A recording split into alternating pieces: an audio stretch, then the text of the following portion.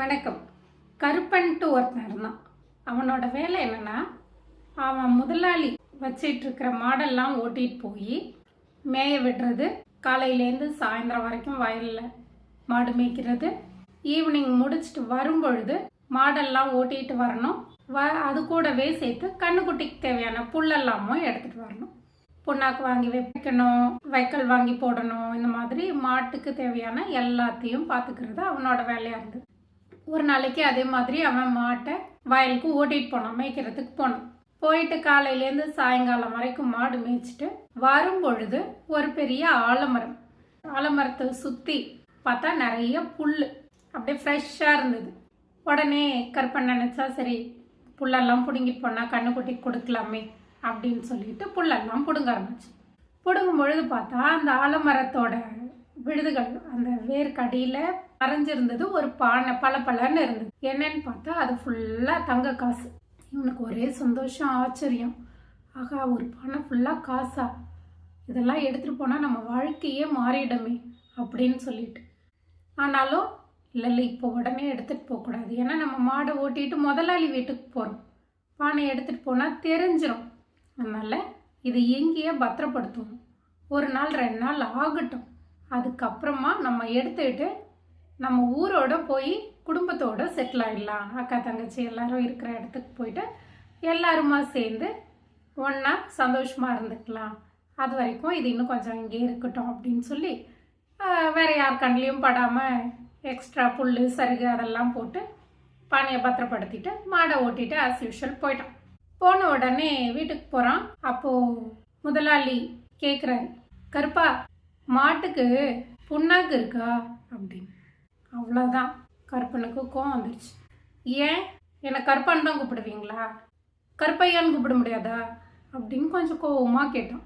முதலாளிக்கு ஒன்றும் புரியல. இவ்வளோ வருஷமாக நம்ம இவனை கருப்பன் தானே கூப்பிட்டுக்கிட்டு இருக்கோம், இப்போ எனக்கு கருப்பையான்னு கூப்பிடுன்னு சொல்கிறான், இவனுக்கு என்னாச்சு அப்படின்னு யோசிக்கிறாரு. சரி ஓகே ஃபைன் அப்படின்னு சொல்லிட்டு விட்டுட்டேன். அடுத்த நாளைக்கு திருப்பி காலையில் வரான், மாடை ஓட்டிகிட்டு போகிறான். அப்போது அவனுக்கு சாப்பாடு வருது. மண் சட்டியில் பழைய சாதம். திருப்பியும் அவனுக்கு கோவம் வந்துடுச்சு. மண் சட்டியில் தான் கொடுப்பீங்களா, அலுமினிய சட்டியிலெல்லாம் கொடுக்க மாட்டிங்களா அப்படின்னு சொல்லி அவனுக்கு கோவம். சரி ஓகே, அலுமினிய சட்டியில் கொடுத்துடலாம் அப்படின்னு சொல்லிட்டு முதலாளிக்கு. ஆனாலும் அவருக்கு ஒரு உள்ளுக்குள்ளே ஒரு உறுத்தல், இவனோட நடை உடை பாவனை எல்லாம் சரியில்லையே, இந்த மாதிரி பேசுகிற நபர் கிடையாது இவன் ஏன் திடீர்னு இப்படிலாம் பேசுகிறான் அப்படின்னு சொல்லிட்டு மாடை மேய்க்கிறதுக்கு ஓட்டிகிட்டு போகிறான். ஈவினிங் கூட்டிகிட்டு வரான். வரும்போது கண்ணுக்குட்டிக்கு புல்லெல்லாம் எடுத்துகிட்டு வரான். இப்போது முதலாளி கேட்குறாரு, அவன் தான் கருப்பான்னு கூப்பிடக்கூடாது, கருப்பையா கூப்பிடணும்னு சொன்னான்ல, அதனால ரொம்ப கான்ஷியஸாக, கருப்பையா மாட்டுக்கு புண்ணாக்கு இருக்கா இல்லை வாங்கணுமா அப்படின்னு கேட்குறாரு. உங்களுக்கு இதே வேலை தான், மாட்டுக்கு அது இருக்கா இது இருக்கான்னு. ஒரு வேலைக்காரனா வேலை வாங்குறதுக்கு ஒரு அளவு இல்லை, அதுன்னு கருப்பையா, எனக்கு வச்ச பேர் கருப்பசாமி, ஃபுல்லாக கருப்பசாமின்னு கூப்பிடுங்க அப்படின்னு சொல்லிட்டு, அதெல்லாம் சரி எனக்கு பசிக்குது, அலுமினிய பாத்திரத்துலலாம் இல்லை, சில்வர் தட்டில் கொஞ்சம் இட்லியும் பொடியும் வச்சு கொடுங்க அப்படின்னு சொல்லி கேட்குறான். முதலாளிக்கு அவ்வளோதான், என்ன இவன் நாளுக்கு நாள் ஒவ்வொரு மாதிரி பேசுகிறான், இவனுக்கு என்னதான் ஆச்சு அப்படின்னு சொல்லிட்டு அடுத்த நாள் முடிவு பண்ணுறாரு, நம்ம இவன் என்ன பண்ணுறான்னு பார்க்கணும் அப்படின்னு சொல்லிட்டு. அடுத்த நாள் பொழுது வெடியுது, வரான் மாடு மேய்க்கிறதுக்கு கூட்டிகிட்டு போகிறதுக்கு. அப்போது முதலாளி கேட்குறாரு, கருப்பசாமி பாயசம் குடிக்கிறீங்களா அப்படின்னு சொல்லிட்டு. அதுக்கு அவன் ஒரு நாளைக்கு கொடுப்பீங்க, இதெல்லாம் ஒரு இதுவான அதுக்கும் ஒரு குறை சொல்லிட்டு கிளம்பி மாட்டை ஓட்டிகிட்டு போகிறான். போயிட்டு அந்த கருப்பையா தெரியாமையே முதலாளி ஃபாலோ பண்ணிட்டு போகிறார். அந்த ஆலமரத்துக்கு அடியில் இருக்கிற பானையை இவன் பார்க்குறத முதலாளி பார்த்துறாரு. கருப்பா என்ன பண்ணிட்டான், திருப்பியும் அதே மாதிரி மூடிட்டு மாடை மேய்க்கிறதுக்கு ஓட்டிகிட்டு போயிட்டான். அந்த கேப்பில் இவர் என்ன பண்ணிட்டார், முதலாளி அந்த பானையை தான் வீட்டுக்கு தூக்கிட்டு போயிட்டார். இது தெரியாமல் சாயங்காலம் மாட்டை ஓட்டிட்டு வீட்டுக்கு வந்தவன், எனக்கு இன்னைக்கு கறி குழம்பு வச்சுருக்கீங்களா அப்படின்னு சொல்லி கேட்குறான். முதலாளி ஒன்றுமே பேசலை, கொடுத்துட்டாரு. அடுத்த நாள் காலையில் மாட்டை ஓட்டிகிட்டு போகிறான். ஆலமரத்துக்கிட்ட போயிட்டு அந்த சருகெல்லாம் நகர்த்திட்டு பார்த்தா பானையை காணும். எப்படி இருக்கும் அவனுக்கு, ஐயோ காணுமே அப்படின்னு சொல்லிட்டு ரொம்ப சோகமாக உடம்பும் தளர்ந்துருச்சு, மனசும் தளர்ந்துருச்சு. சாயங்காலம் மாட்டை ஓட்டிட்டு வரான். வீட்டுக்கு வந்த உடனே முதலாளி ஆஸ் யூஷுவல் நிற்கிறாரு. கருப்பசாமி, உங்களுக்கு சில்வர் தட்டில் சூட சாதமும் கறிக்குழம்பும் தட்டுமா அப்படின்னு கேட்குறாரு. உடனே கருப்பாக்கு, எதுக்கு என்ன கருப்பசாமின்லாம் கூப்பிடுறீங்க? நீங்கள் டேய் கருப்பானே கூப்பிடுங்க. எனக்கு ரொம்ப பசிக்குது, மண் சட்டியில் பழைய சாதம் கொடுக்குறீங்களா அப்படின்னு சொல்லி கேட்டான். முதலாளி எதுவும் சொல்லலை. மண் சட்டியில் சாதத்தை கொடுத்தாரு. அவன் சாப்பிட்டான். அந்த 4 நாள் அவனோட வாழ்க்கை மாறப்போகுதுன்ற ஒரு நினைப்பே அவனை டோட்டலாக மாற்றுச்சு. இல்லைன்ன உடனே திருப்பியும் அவன் பழைய பேக் டு ஃபார்மே வந்துட்டான். இந்த கதையை நான் படிக்கும் பொழுது பணம் நம்மளை எப்படிலாம் ஆட்டு வைக்குது இல்லை. இத்தனைக்கும் அவனுக்கு கையில் அந்த காசை அவன் எடுக்கவே இல்லை. இருக்கிறத பார்த்தான். ஒரு காசை எடுத்து கூட அவன் அனுபவிக்கலை.